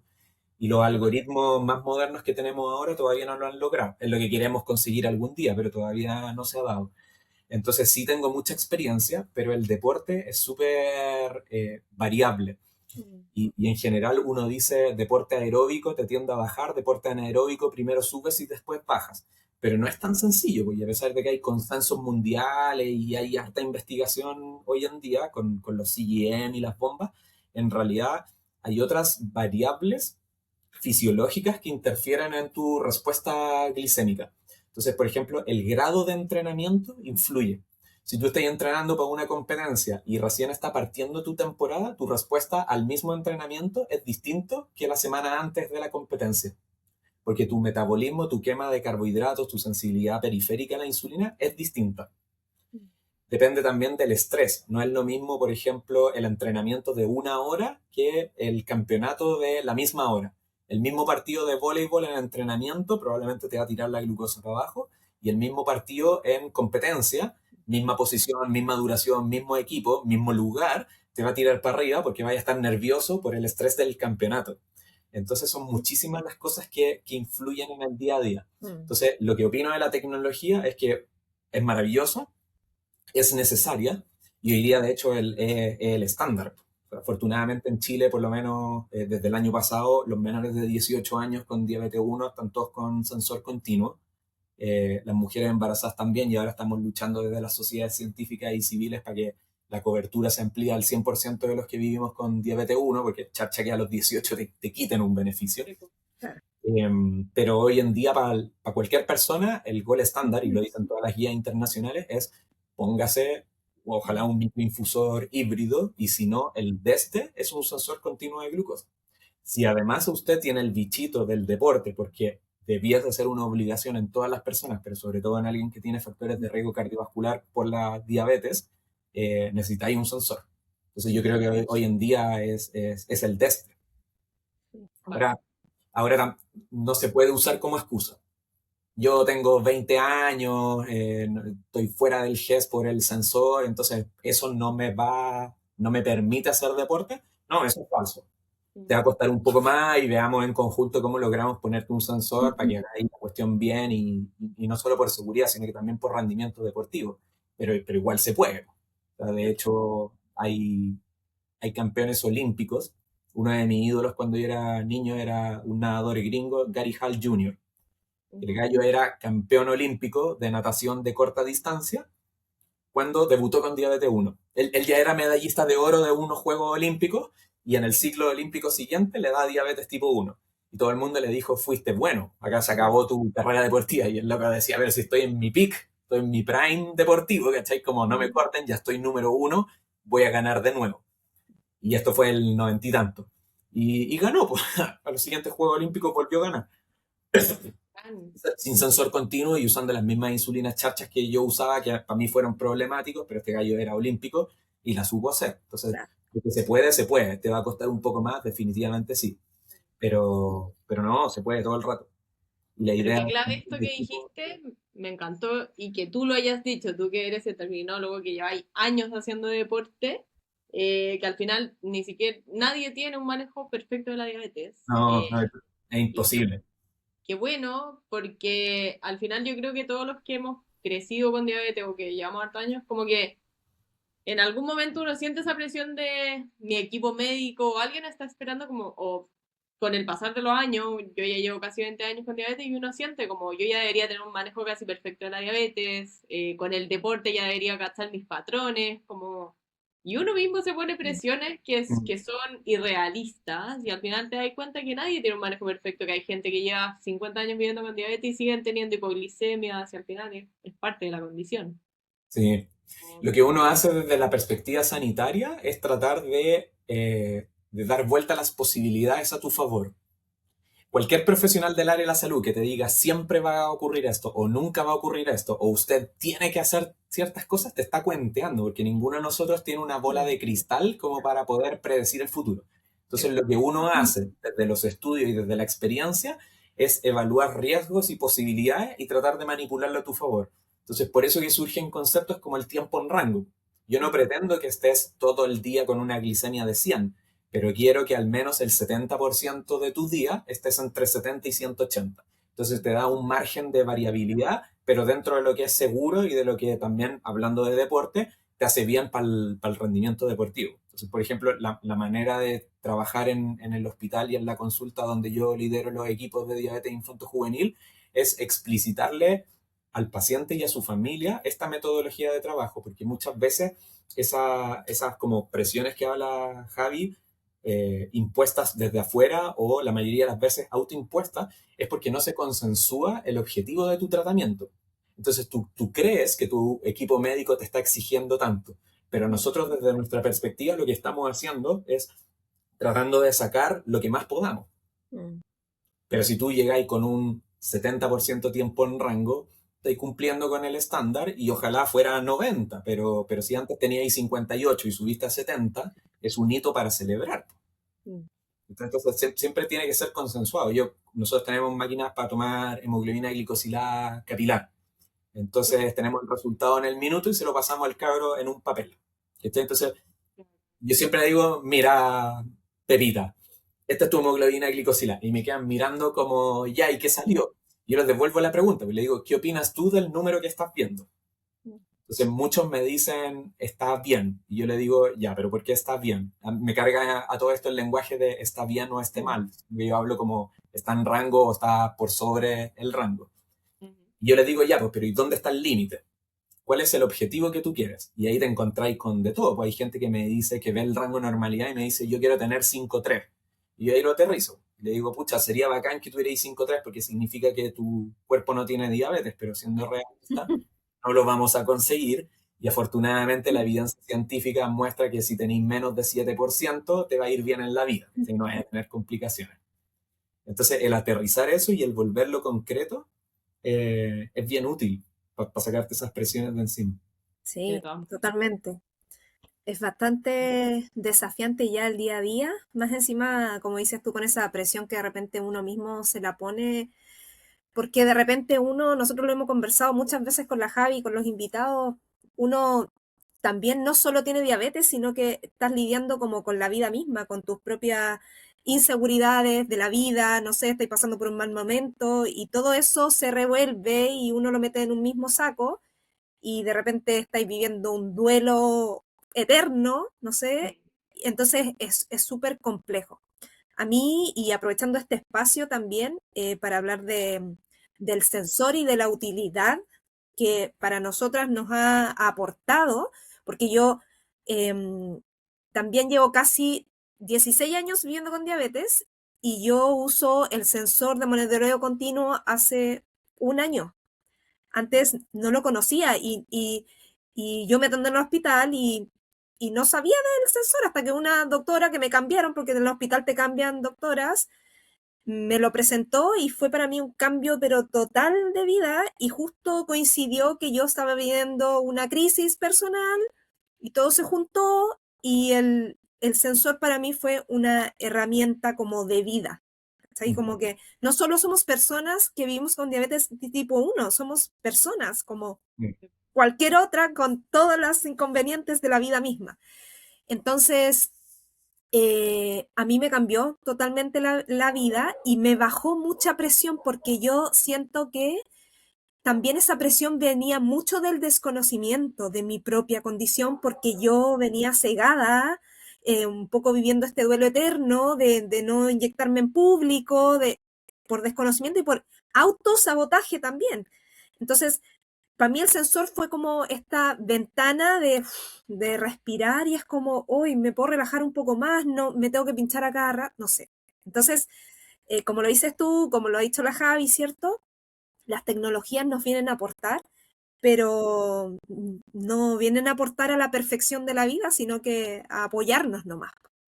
Eh, y relacionado con eso, vamos a hacer una pequeña mención al sensor Lynx, que lo tenemos acá, que estamos colaborando con el sensor y aquí con, con nuestro, ¿cómo se llaman esos Linux. Linux? Un poco para hablar del funcionamiento en general de los sensores y del aporte que nos traen a nuestra vida.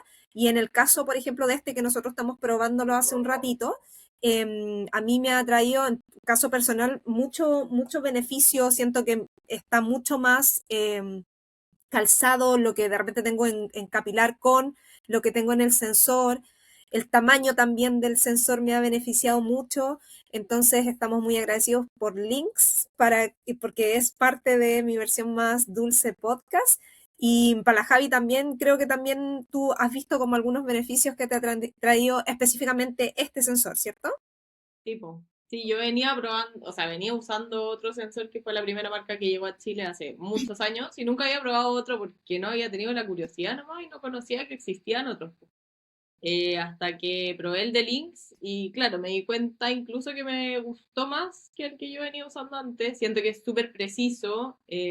Yo que también me gusta harto hacer deporte, siento que eh, tiene mucha precisión para predecir las bajas o las tendencias de la baja de la glicemia, entonces me permite como prevenir la hipoglicemia más a tiempo. Eh, Tiene un gráfico súper amigable, que es súper como, yo no he sacado informes todavía, pero parece que los informes también son súper amigables y ahí uno puede ir ajustando. Es comodísimo, o sea, yo nunca más me lo pasé a llevar este sensor, creo, y yo soy seca para pasármelo a llevar y como el tamaño es chiquitito también es súper cómodo. Eh, Así que sí, la invitación es a que ojalá la gente pueda probar también el Lynx y las otras marcas de sensores que existen también, pero no quedarse con una sola marca, pues como que uno se queda con lo que ya conoce. Así que los invitamos también a probar el sensor de Lynx, que a nosotras nos ha encantado. Así que muchas gracias, Lynx. Muchas gracias. Y sí, la Javi dijo algo súper preciso que se conecta con lo que dijo Franco hace un ratito, que es como esto de probar, ¿cierto? Probar un sensor, probar un deporte, para un poco ir descubriendo qué es lo que más se acomoda a tu propia persona, a tu propia vida y a tu propia diabetes, ¿cierto? Exacto.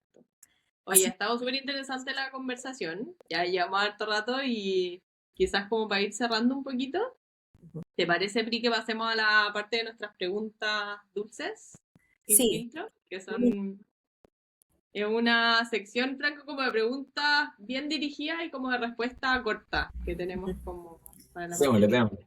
nuestras preguntas dulces sin filtro. ¿Estás preparado? Yes. Ya, dale, vamos una y una. Ya, parte tu, Pri. Ya, Franco, ¿cuál es tu carbohidrato favorito o ese placer dulce que no puedes dejar de comer? Dulce. Yo soy más salado, pero si tengo que Ya, elegir como dulce el chocolate. ya. Ya. Pero Ay, si fuera salado. no la torta o no el muffin de chocolate, sino que la barra de La chocolate. barra. Ya, chocolate. Y salado, me gustan los sándwiches con mayonesa casera, cualquiera. Qué rico. Ya. Rico. Rico infantil. Ya, segunda pregunta. ¿Qué mito sobre la diabetes y quizás sobre la diabetes y el deporte te gustaría eliminar? Que no podía hacerlo. Ujú. Que no se puede hacer deporte con Sí. diabetes. O sea, Zverev acaba de ganar el torneo más prestigioso de tenis a nivel mundial. Sí, Ni el Chino Ríos lo ganó. Este loco tiene diabetes 1 y se inyectó en la final. sí, qué bacán. Perfecto. Súper. Tercera pregunta para ti, Franco. Dice, ¿qué consejo le darías a una persona recién diagnosticada que sueña con hacer un deporte? Que lo haga. Que todo va a estar bien. eh, que no hay nada más terrible que arrepentirte de lo que no hiciste. Mm. Si lo haces y te equivocaste, bueno, aprendiste la lección y lo corregiremos. Pero arrepentirte de lo que no hiciste, el tiempo ya fue, la oportunidad ya fue. Yo ahora que me metí en esto del triatlón más de larga distancia, eh, como que los eslogans de las compañías que organizan esto siempre es como, no, no lo pospongas, po.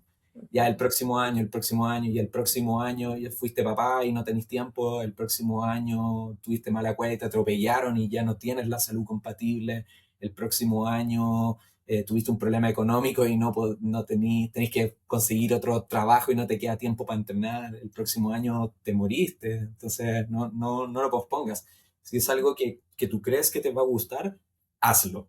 Y si tenéis miedo por la diabetes, bueno, lo ajustamos. Para eso tenéis equipo de diabetes y equipo que no es solo el médico, sino que es la enfermera, el educador, la nutricionista, el psicólogo. Para eso estamos nosotros, esa es pega nuestra. Pero la pega del usuario o de la familia del usuario es atreverse. No es tan fácil como lo que estoy diciendo yo, porque si acabáis de debutar tenéis millones de preocupaciones, Claro, pero claro. en la medida de que te surge el bichito, tenéis que hacerlo. Súper. Buenísimo. Ujú. Y bueno, quizás es difícil pensar en uno, pero ¿cuál ha sido el aprendizaje más importante, Franco, después de 30 años o más con diabetes?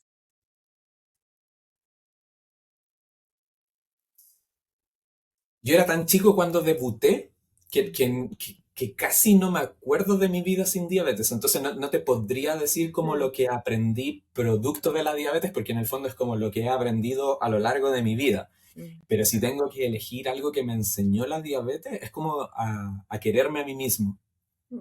Y la cagó que veo todos los días personas que no se aceptan a sí mismos. Y que puede mm, ser tan válido como no me gusta el tamaño de mis orejas, no me gusta la estatura que tengo, no me gusta inyectarme en público. Y lo entiendo, lo valido y tenéis todo el derecho a que no te, a estar desconforme con eso. Ujú. Pero hay ciertas cosas que uno puede hacer, como el corte de pelo, yo lo elijo, pero hay cosas que no dependen de ti. Y la estatura y el tamaño de tu oreja y vivir con diabetes tipo 1 no lo elegiste tú, no lo eligieron tus papás, no lo eligió tu equipo sanitario, te llegó y hay que aprender a vivir con eso. Y en la medida que uno hace las paces con uno mismo, lo pasa mejor en la vida. Sí. Entonces, aprender a aceptar que esto es lo que te tocó y que a pesar de eso puedes estudiar, puedes trabajar, puedes formar una familia, puedes irte de mochileo, podí hacer de todo. Ujú. Entonces, en el fondo, cuando haces las paces contigo mismo, lo pasas mejor en la vida. Independiente de que si tu glucosa está mejor, te ahorráis riesgo cardiovascular y microangiopatía, pero desde la persona no es agradable no estar conforme con uno mismo, mm, que es algo que puede vivir alguien con un trastorno de la conducta alimentaria, con otras cosas, pero desde la diabetes, como hacer el proceso de asumirlo y a pesar de eso salir adelante, creo que es una prueba grande que uno no elige tener, pero que si eres capaz de trabajarlo, no tiene que ser solo, y lo logras sacar adelante, te va a ir bien. Mm. buenísimo, me Súper. encanta. Oye, y en relación a lo mismo, si pudieras describir hoy tu relación con la diabetes, pero en una sola palabra, ¿cuál sería esa palabra? Oportunidad. Ujú. Oportunidad. Buena, me gusta. Sí, sí, o sea, yo la diabetes me viste. Si ustedes vieran mis pijamas y mi ropa de cama, son puras poleras de los campamentos. Eh, la diabetes me entregó una esposa y la madre de mis hijos, que es nutricionista de diabetes. La diabetes me entregó a mis amigos de la infancia, que siguen siendo mis amigos y vecinos de hoy en día. La diabetes me entregó una profesión, y me entregó a estas herramientas de aceptarme a mí mismo. O sea, yo hoy en día, por mi trabajo también doy hartas conferencias médicas y viajo a exponer en inglés a otros países. Y uno dice, ¡ay, la mansa perso de este loco! ¿De dónde la sacó? Y no me hicieron una mentoría de cómo hablar en público, sino que estuve expuesto durante 12 años en el colegio a todos los primeros días de clase, cada vez que me cambiaban el profesor, a decirle, hola profesor, yo soy Franco Giraudo, tengo diabetes tipo 1, yo sé que usted no sabe lo que significa, pero acá tiene un libro informativo y le quería pedir colaboración. Y eso desde que tenía 8 años. Entonces ya cuando la he hecho 5.000 veces, tú ya eres experto. Entonces después que te piden hablar en inglés arriba de un escenario, tus colegas te dan lo mismo. Si ya lo desarrollaste.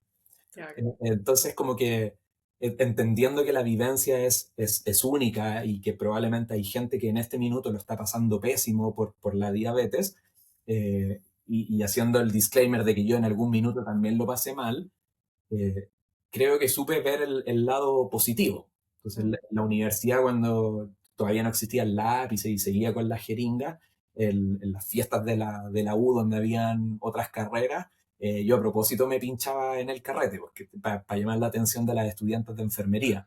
Entonces, oh, ¿qué estáis haciendo? Y yo, no, es que tengo diabetes. Oh, ¿y tú qué hacías? Yo sabía que estudiaba en enfermería, ya le había echado el ojo. Entonces, no, mira, yo estoy en enfermería. Ah, ¿tú cachai esto? ¿Querís pincharme? Y me decían, no, pero es que soy mechona, tengo 3 meses en la universidad. Y yo digo, no, tranqui, sí, yo te voy a guiar y yo creo que lo vaya a hacer el descuento. Y terminamos peleando. Entonces, a eso me refiero con oportunidad. ¿Cachai? Oportunidad. Como, te tocó, qué lata, qué mala cueva, ojalá no te hubiese tocado, pero ya hasta acá, veamos el vaso medio lleno. Sí, Excelente. oportunidad, qué buena palabra.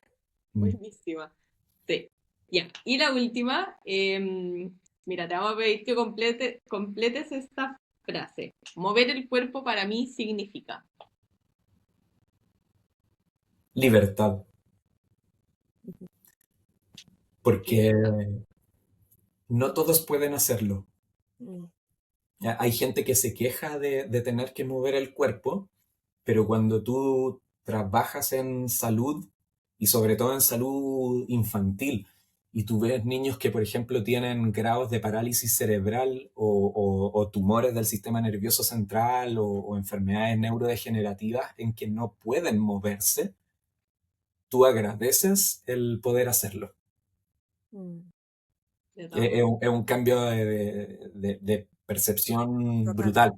Y no estoy diciendo que todos tienen que venir al hospital a ver las tragedias, porque de verdad es terrible y ojalá no existiera, pero te hace valorar las cosas simples que uno tiene. Entonces, es lo que pienso en mi cabeza cuando tengo que entrenar series de atletismo para el triatlón. Que termino la serie y estoy concentrado en respirar para no morir, porque siento que se me va a salir el corazón. Entonces ahí yo digo, es de madrugada o son las 11 de la noche, hace frío, yo estoy corriendo y luchando con respirar, ¿quién me manda a hacer esto? Y ahí digo, pero tú tienes la libertad de elegir hacerlo. Mm. Cuando no puedes ni siquiera elegir, eso es malo. Entonces nosotros, que tenemos, entre comillas, la limitación de la insulina y la hipoglicemia, cuando lo ves en perspectiva, es una limitación chica en comparación a otras cosas. Y no quiero mirar en menos el motivo de sufrimiento de mucha gente que sí es real y es genuino, pero es trabajable y no es una limitación. Entonces, cuando yo tengo la fortuna de elegir moverme, me siento libre, me siento dueño de mi destino. Muy cierto. Qué buena. Como que nos has traído varias, siempre nos pasan los capítulos, ¿cierto, Javi? Que cada invitado trae como su propia magia, ¿no? Como el aporte, lo que necesitábamos escuchar, como que ese espaldarazo, ¿te fijas? Porque de eso se trata, pues también, el conocer, qué importante conocer las historias del otro, cómo tú manejas la misma condición de una manera distinta porque le viste otra posibilidad, ¿cierto? Entonces, como que te agradecemos mucho. No sé, Javi, si tú quieres hacer como ese cierre que tenemos ahí. No, se me quedó pegado, así que si querés, dale tú, Ya. pero estoy de Sí. acuerdo en que ha estado súper interesante la conversación y fue mucho más allá, yo creo, de lo que pensábamos que podíamos conversar. Estuvo súper, súper interesante desde el punto de vista de que el movimiento es salud. Yo soy kinesióloga, así que no puedo estar más de acuerdo. Eh, pero eso, esto de atreverse, de las oportunidades, como que es verdad que salieron cosas que no habíamos conversado, así que te agradecemos, Franco, por tu participación y porque fue una conversación súper enriquecedora, creo. Sí. Y bueno, me alegro un montón. O sea, gracias a ustedes por tomar la iniciativa de hacer esto y ojalá que este episodio, este podcast o estas iniciativas como que se difundan, porque yo creo que ninguno de nosotros tres pretende ser el modelo de nadie y yo lo digo explícitamente como que yo soy yo y el resto no tiene por qué ser como yo. Mi mensaje es como trata de encontrar tu propio camino, acéptalo y disfrútalo. Sí. Que es difícil, pero de que se puede y vale la pena. Se puede, de todas maneras. Sí, totalmente. Bueno, yo creo que nada más nos queda de agradecerte nuevamente. Un poco saber las personas que a lo mejor todavía no te conocen, dónde pueden saber de ti, dónde te pueden encontrar, si tienes Instagram.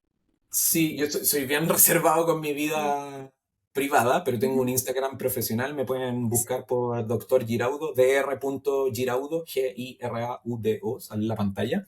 Ujú. Y ahí siempre subo cosas educativas.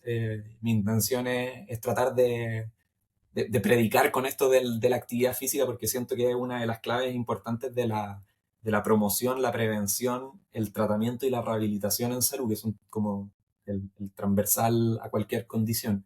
Entonces, ahí me pueden encontrar. Trabajo en varios lugares, principalmente en el Hospital Clínico San Borja Riverán y soy profe en la Universidad de Chile, donde hacemos hartos estudios de diabetes tipo 1. Ahora estamos iniciando una línea de investigación precisamente de actividad física y deporte en niños con diabetes tipo 1. Así que probablemente pueda subir invitaciones a que quien quiera sumarse lo haga. Y también trabajo en una consulta que se llama diabetólogos.cl. Así que, pero en el Instagram Genial, lo pueden ver.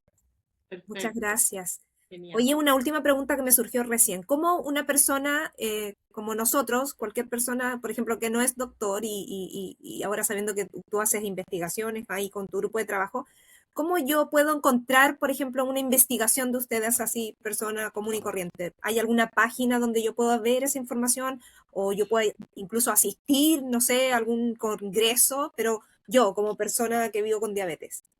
No hay en Chile al menos como un Google de protocolos clínicos. Ya. En otras partes sí, pero en general está pensado más en académicos que en usuarios.